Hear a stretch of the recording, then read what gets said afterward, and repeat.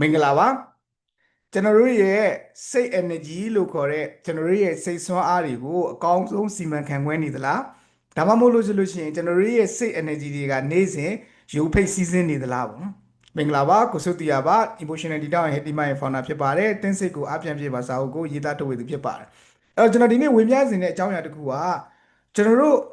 လူတိုင်းအတွက်ပေါ့နော်အရေးကြီးတဲ့အရာတစ်ခုရှိတယ်အဲ့ဒါကတော့ကျွန်တော်တို့ရဲ့စွမ်းအင်တွေအခုဆိုလို့ရှိရင်လည်းပဲကျွန်တော်တို့စိတ် energy တွေကိုအကောင်းဆုံးကျွန်တော်ထိမ့်သိမ့်နိုင်စေဖို့အတွက်လူတွေကစူးစမ်းအားထုတ်လာကြတာ။ဘာကြောင့်လဲဆိုလို့ရှိရင်ကျွန်တော်တို့အခုချိန်မှာ energy management လို့ခေါ်တယ်ကျွန်တော်တို့ရဲ့တကယ်တော့ mental energy management ပေါ့နော်စိတ်က energy တွေကို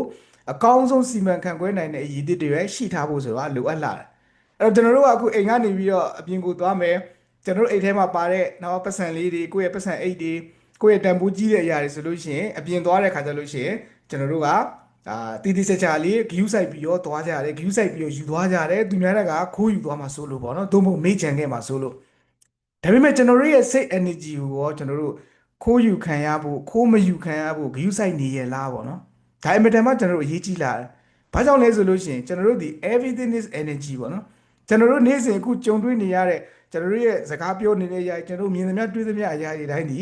energy တွေပဲဖြစ်တယ်အဲ့တော့ကျွန်တော်တို့ရဲ့စိတ်ဆိုတာလည်းပဲ energy ရှိတော့မှရှေ့ဆက်သွားလို့ရပါ energy ရှိတော့မှတိုးတက်ပျော်ရွှင်မှဖြစ်တယ်စိတ် energy မရှိဘူးဆိုလို့ရှိရင်ကျွန်တော်တို့ရဲ့စိတ်ကအားကုန်နေတဲ့ battery တစ်လုံးလိုဖြစ်နေလိုက်မှာအဲ့တော့အဓိကအရေးကြီးတဲ့အရာတစ်ခုကကျွန်တော်တို့ရဲ့စိတ် energy တွေကိုမယိုဖိတ်အောင်ကျွန်တော်တို့ဘယ်လိုမျိုးထိန်းသိမ်းစောင့်ရှောက်ကြမလဲ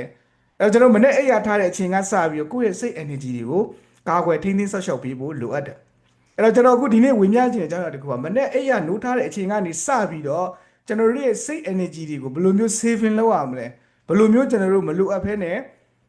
အပြင်ကိုကျွန်တော်တို့ဒါဆုံးရှုံးမသွားရအောင်ဘယ်လိုမျိုးထိန်းသိမ်းစောင့်ရှောက်ကြမလဲအဲ့တော့မနေ့အိပ်ရာထားတဲ့အချိန်ကနေစပြီးတော့ကျွန်တော်တို့ဒါစကြည့်ကြည့်အောင်ဒါကျွန်တော်တို့အများစုအိပ်ရာထားတယ်မနေ့အိပ်ရာထားတယ်မနေ့နှိုးဆက်အလန်းမြည်လာတယ်အလန်းလေးကိုပြန်ပိတ်မယ်9မိနစ်10မိနစ်လောက်ငါပြန်ပြီးတော့အိပ်လိုက်အောင်မယ်စသဖြင့်တွေးကြတယ်ပေါ့နော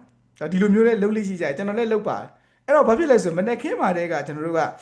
ရှုံးတဲ့စိတ်တဲ့တစ်ခုနဲ့ကျွန်တော်စတင်လိုက်သလိုဖြစ်သွားတယ်။ဘာကြောင့်လဲကိုကဒီအချိန်အိပ်ရာထားမယ်လို့စဉ်းစားထားတယ်။ဒါပေမဲ့အဲ့အချိန်မှာကိုကအိပ်ရာမထားနိုင်ဘူး။ဒါခဏနေငါပြန်အိပ်လိုက်ပါအောင်မယ်9မိနစ်10မိနစ်တခါလေးအပြင်သွားတဲ့အချိန်လှုပ်သွားတဲ့အချိန်ဒီနီးကပ်သွားစီတယ်ပေါ့နော်။အဲ့တော့မနေ့အိပ်ရာထားခြင်းမှာကိုဘယ်ချိန်အိပ်ရာထားမလဲဆိုတာကိုတက်တက်မက်မက်လေးစူးစမ်းပြီးတော့ထားကြည့်ပါ။ပြီးရင်စူးစမ်းပြီးတော့ရအောင်ထားပါ။အဲ့တော့ကျွန်တော်လုပ်တဲ့နီးလိုင်းတစ်ခုကတော့5 4 3 2 1 goအဲ့တော့9မိနစ်ပဲကျွန်တော်အချိန်ပြီးတော့အဲ့တော့နှိုးဆက်မြည်တယ်မအိတ်ချင်းမထချင်သေးဘူးလို့ကိုယ့်ကိုပြောတယ်အဲ့ဒီချိန်မှာကိုယ့်ကိုပြန်ပြီးတော့ပြောလိုက်တယ်5 4 3 2 1ကိုစပြီးတော့မနက်ခင်းတစ်ခုကိုစပြီးတော့ဖြတ်တန်းတယ်ပေါ့နော်အဲ့တော့အဲ့လိုမျိုးမနက်ခင်းတစ်ခုဖြတ်တန်းတဲ့အခါမှာလဲကျွန်တော်တို့အားလုံးရဲ့ဘေးနားလေးမှာအမြဲတမ်းရှိတယ်အဲ့ရတဲ့မှာလည်းအမြဲတမ်းထားပြီးအိတ်ကြတဲ့အရာတစ်ခုကကျွန်တော်တို့ရဲ့ mobile phone တွေဖြစ်တယ်အဲ့တော့မနေ့အဲ့ရထထချင်းမှာကျွန်တော်တို့ကချိန်ဆွဲပြီးတော့အဲ့ရမထချင်တဲ့အတွက်ကြောင့်တခါလေးနိုးနေရနဲ့လည်းပဲဖုန်းလေးကိုယူကြည့်လိုက်တယ်အဲ့လိုယူကြည့်လိုက်တဲ့အခါမှာကျွန်တော်တို့အလုပ်ကလာတဲ့ message တွေလည်းဖြည့်ဖြည့်မယ်မိတ်ဆွေတွေကလာတဲ့ message တွေလည်းဖြည့်ဖြည့်မယ်ပြီးရင်ကျွန်တော် social media ပေါ်ကျွန်တော်တို့ဝင်ပြီးတော့ကြည့်မယ်အဲ့လိုဝင်ပြီးတော့ကြည့်တဲ့အခါမှာကျွန်တော်တို့ရဲ့စိတ်ထဲမှာဘာရှိလဲဆိုတော့အများစုမှာ FOMO လို့ခေါ်တဲ့ fear of missing out ပေါ့နော် FOMO ဆိုတာ fear of missing out ကျွန်တော်တို့အခုအပြင်မှာဘာတွေဖြစ်နေလဲအပြင်မှာဘာတွေမြင်ဘာတွေများဖြစ်သွားပြီလဲကိုအိတ်နေတဲ့အချိန်မှာဘလို့သတင်းတွေများလွတ်သွားပြီလဲဘလို့အကြောင်းအရာတွေများကိုလွတ်သွားပြီလဲအဲ့ဒါတွေကိုကျွန်တော်ကသိကျင်တဲ့ဇောနဲ့ social media တွေဝင်ကြည့်လိုက်တယ်အဲ့လိုဝင်ကြည့်လိုက်တဲ့အခါမှာ social media တွေမှာတစ်ကမ္ဘာလုံးမှာဖြစ်သမျှအကြောင်းအရာတွေပြဿနာတွေဒါတွေကမနှက်ခင်းမှာကလေးကိုယ့်ရဲ့စိတ်ထဲကိုစပြီးတော့ဝင်ရောက်လာစေတယ်အဲ့တော့နေခဲ့ရတော့နေသစ်ပဲဒါပေမဲ့ကိုယ့်အတွက်ကတော့ဒါ energy တွေကိုစပြီးတော့အဆုံးရှုံးခံလိုက်တယ်ကိုယ့်ရဲ့ fresh ဖြစ်လာတဲ့ energy တွေကို negative သတင်းတွေစိတ်မကောင်းစရာသတင်းတွေအပြုသဘောမဆောင်တဲ့အရာတွေနဲ့ကျွန်တော်တို့စတင်လိုက်အဲ့တော့အကောင်းဆုံးကျွန်တော်အကြံပြုချင်တာကတော့မနက်ခင်းမှာ social media ကို mindless scrolling လို့ခေါ်တာပေါ့နော်တတိမရှိဘဲနဲ့ကိုယ့်အတွက်မလိုအပ်ဘဲနဲ့သုံးတာမျိုးကို short ချကြည့်ပါ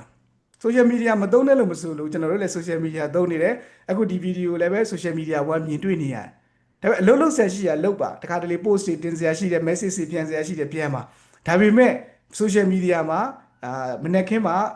ဟိုသတင်းလိုက်ဖက်ကြည့်မယ်ဒီအကြောင်းအရာလိုက်ကြည့်မယ်ဒါလိုက်ကြည့်မယ်အဲ့လိုမဟုတ်ဘဲနဲ့မနေ့ကင်းမှာဖြစ်နိုင်တယ်ဆိုလို့ရှိရင်เนาะအရေးကြီးတဲ့ message တွေကိုပြန်ပြီးသွားတဲ့ခါကျလို့ရှိရင်နေ့တနေ့တာကိုအကောင်းဆုံးကျွန်တော်တို့စတင်ပါအဲ့လိုစတင်တဲ့အခါမှာလည်းမနေ့ကင်းတစ်ခုမှာကိုယ်ကောင်းထဲမှာတွေးရမယ်အတွေးတစ်ခုရှိတယ်အဲ့ဒါကတော့ဘာလဲဆိုလို့ရှိရင် every day is a gift နေ့ရက်တိုင်းဒီလက်ဆောင်တွေဖြစ်တယ် don't wait is ငါဒါကိုမဖြုံးကြည့်ဘူး every day is a gift နေ့ရက်တိုင်းကလက်ဆောင်ဖြစ်တယ်ဒီနေ့တစ်နေ့တာကိုငါအကောင်းဆုံးရှင်းတဲ့နေထိုင်သွားမှာဒီလိုမျိုးလေးတန်နေထိုင်မနဲ့ခင်းပါလေချစီခြင်းတယ်ဘာကြောင့်လဲဆိုလို့ရှိရင်ကျွန်တော်တို့ရဲ့နေ့ရက်တွေဆိုတာအမှန်တမ်းအဖိုးတန်လာအခုကျွန်တော်တို့ရရှိနေတဲ့နေ့ရက်တရက်တာဆိုတာတချို့အတွက်နောက်ဆုံးနေ့ရက်ဖြစ်လိုက်မှာကျွန်တော်တို့အခုလက်ရှိရရှိနေတဲ့နေ့ရက်တရက်တာဆိုတာတချို့လူတွေမျောလင့်တောင်းတနေရတဲ့နေ့တရက်ဖြစ်လိုက်မှာဒါကိုကျွန်တော်တို့ကိုရရှိထားတဲ့ကိုယ့်ရဲ့နေ့တနေ့တာကိုအကောင်းဆုံးကျွန်တော်တို့အသုံးချယူရောပျော်ပျော်ရွှင်ရွှင်ရှင်းသန်နေထိုင်သွားဖို့အရေးကြီးတယ်ပေါ့နော်ကျွန်တော်လည်းပဲအရင်တော့မနေ့အိပ်ရထားတဲ့ခေါင်းထဲမှာယုံစိုးဝင်တဲ့အတွေးတွေကမကြည်လင်တဲ့အတွေးတွေပဲ negative အတွေးတွေစိတ်ညစ်စရာအတွေးတွေပြဿနာတွေ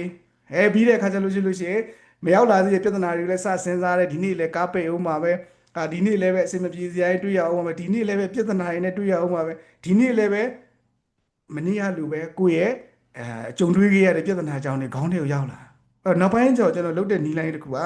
မနေ့စောစောမှာတခြားစိတ်ညစ်စရာတခြားပြဿနာတွေအများကြီးမစဉ်းစားတော့မနေ့ကင်းကိုစူးစမ်းပြီးတော့စိတ်တည်ငြိမ်နေအောင်စူးစမ်းတယ်မနေ့ကင်းကိုစူးစမ်းပြီးတော့အပြုသဘောဆောင်တဲ့ positive energy တွေနဲ့စတင်နေအောင်စူးစမ်းတယ်ကျွန်တော်အရင်သဘောကျတဲ့စကားပုံလေးတစ်ခုရှိရဲ့ one small positive thought in the morning can change your whole day မနေ့ကင်းတစ်ခုရဲ့တွေးတဲ့အတွေးတေးသေးလေးကောင်းတေးသေးလေးပဲဖြစ်နေပလိစီဒီကိုနေတနေတာကိုပြောင်းလဲစေနိုင်တယ်အဲ့တော့ one small negative thought ဆိုတဲ့ဒီတိုင်းပဲပေါ့နော်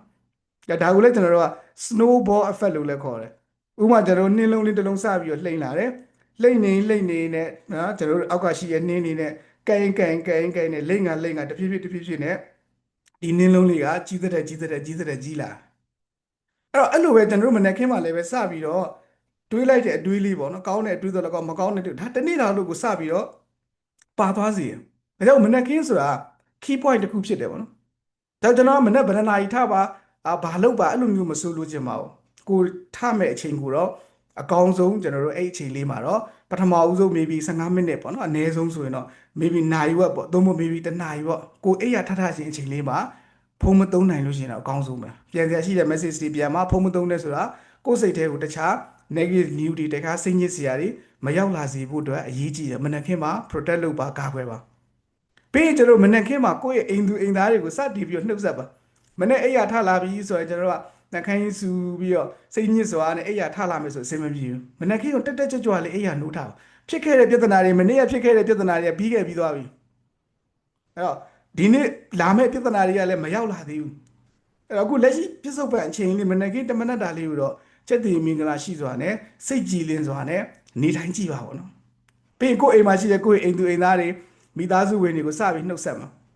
အဲ့တော့ကိုယ့်ရဲ့ချစ်ခင်ရတဲ့ကိုယ့်ရဲ့ဇနီးကိုယ့်ရဲ့ခင်မွန်ကိုယ့်ရဲ့မိဘတွေ good morning ပါမင်္ဂလာနံနက်ခင်းပါအဲ့တော့လူတစ်ယောက်အနေနဲ့မနေ့အိပ်ရနိုးထားတဲ့အချိန်မှာတစုံတစ်ယောက်နဲ့ communicate စပြီးတော့လုပ်ပါနှုတ်ဆက်ပါစကားပြောပါကိုယ့်အပေါင်းအသင်းမိတ်ဆွေတွေလည်းပဲကျွန်တော်တို့ဒါအခုဆိုလို့ရှိရင်ကျွန်တော်တို့ဒါ messaging app တွေရှိတယ်နှုတ်ဆက်လို့ရတယ်အဲ့တော့ဆိုလိုချင်တာမနေ့ခင်းမှာကျွန်တော်တို့ဒါအရေးမကြီးပဲနဲ့ social media မသုံးဘူးပဲပေါ့နော် channel message ပို့တာတွေပါလှုပ်ဆက်ရှိရလှုပ်လို့ရနောက်ဆုံး social media ပို့စင်တွေပါလှုပ်ချင်လဲလှုပ်လို့ရတယ်ကိစ္စမရှိဘူးဒါပေမဲ့တခြားသတင်းတွေတခြားစိတ်ညစ်စရာတွေကိုအရင်ဆုံးမနေ့ခင်းတွေကိုအဝယ်မခံပါနဲ့ပြီးတော့မှတဖြည်းဖြည်းချင်းဒီစတင်မယ်ပေါ့နော်မနေ့ခင်းမှာကိုယ့်အတွက်ကိုချိန်ကောင်းလေးအကောင်းဆုံးကျွန်တော်ပေးမယ်ပေါ့နော်ပြီးရင်မနေ့ခင်းမှာတူးနဲ့စတယ်နှုတ်ဆက်မယ်နောက်ဆုံးကိုယ့်အိမ်မှာကိုချစ်ရတဲ့ခွေးလေးတွေကြောင်လေးတွေရှိရသူတို့ကနှုတ်ဆက်လို့ရတယ်အဲ့တော့မနေ့ခင်းကိုတက်ကြွလန်းစွမ်းစွာနဲ့စတင်ပါကျွန်တော်စာအုပ်တုပ်ဖတ်ခဲ့ရတယ်ဆရာကြီးရှုတော်ရဲ့စာအုပ်လေးတုပ်စာအုပ်နာမည်ဆိုတော့ကောင်းကောင်းမမှတ်မိတော့အကြောင်းအရာလေးပဲမှတ်မိတယ်အဲ့တော့ဆရာကြီးရှုတော်ဘာပြောလဲဆိုလို့ရှိရင်လူတစ်ယောက်ကလက်ဒါသူဒီအာဟာရဂျန်တစ်ခုကိုဒီပြန်ပြီးတော့ပေါ့နော်မြန်မာမှုပြုတ်ပြီးတော့ဘာသာပြန်ပြီးတော့ပြန်ရေးထားတဲ့စာအုပ်တုပ်ထဲရပေါ့နော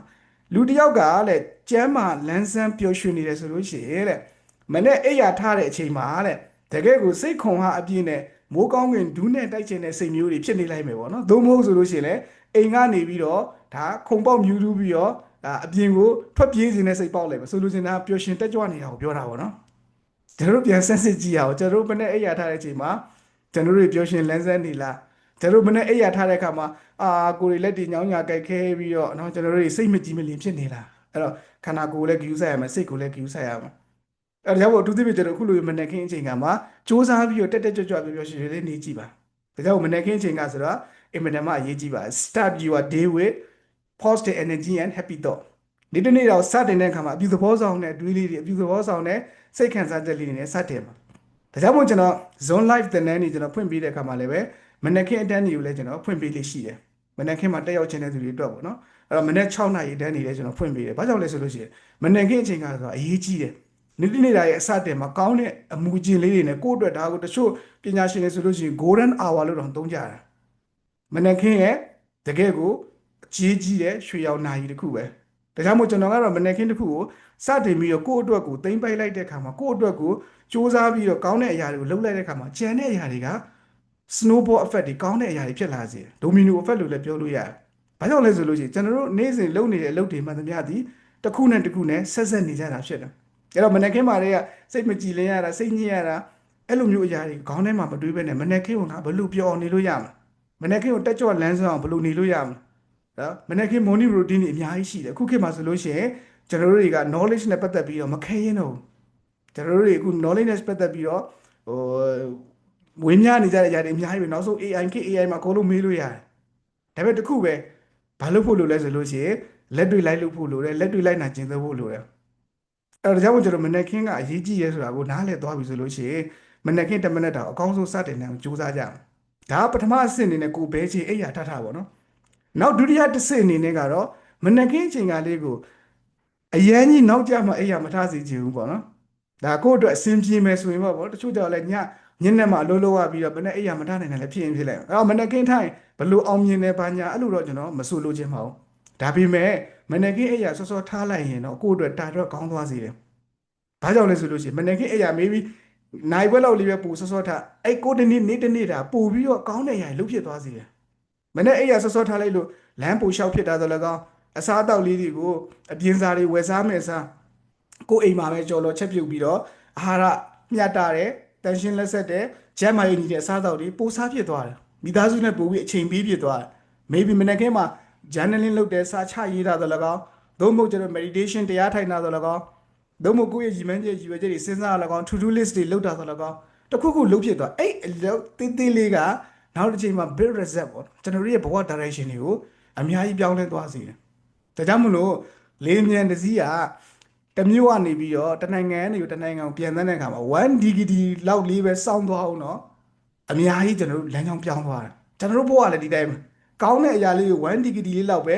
တဲ့နိုင်တယ်ဆိုလို့ရှိရင်တော့ရေရှည်မှာအများကြီးအကျိုးကျေးဇူးဖြစ်စေတယ်။ကြောင့်မနက်ခင်းရဲ့ power ကိုအကောင်းဆုံးအသုံးချပါနောက်ထပ်မနက်ခင်းရဲ့ရရှိစေတဲ့အကျိုးကျေးဇူးတွေနေအောင်ကြည်တွေတန်ရှင်းလက်ဆက်တဲ့လေတွေဒါတွေလည်းအများကြီးရှိတယ်ပေါ့နော်။ဒါဆိုလိုချင်တာကတော့ပျော်ရွှင်ခြင်းချင်းစီဖို့အတွက်မနက်ခင်းကိုအကောင်းဆုံးအသုံးချပါမိဘဖျားရှိခိုးတာမေတ္တာပို့တာကိုလှုပ်ချင်တာတစ်ခုမဟုတ်တစ်ခုကိုယ့်ရဲ့ morning routine လေးတစ်ခုခုဆွဲထားပေးပါပေါ့နော်အဲ့တော့ဒီဗီဒီယိုလေးကနေပြီးတော့ကိုယ့်အတွက်အကျိုးကျေးဇူးရရှိရဆိုလို့ရှိရင် comment မှာ yes လို့ရေးခဲ့ပေးပါကျေးဇူးတင်ပါတယ်နောက်ဗီဒီယိုဒီမှာလည်းပဲအခါအခွင့်အသင့်သလိုဝေမျှမှုလေးတွေပြုလုပ်ပေးပါမယ်ကျေးဇူးတင်ပါတယ်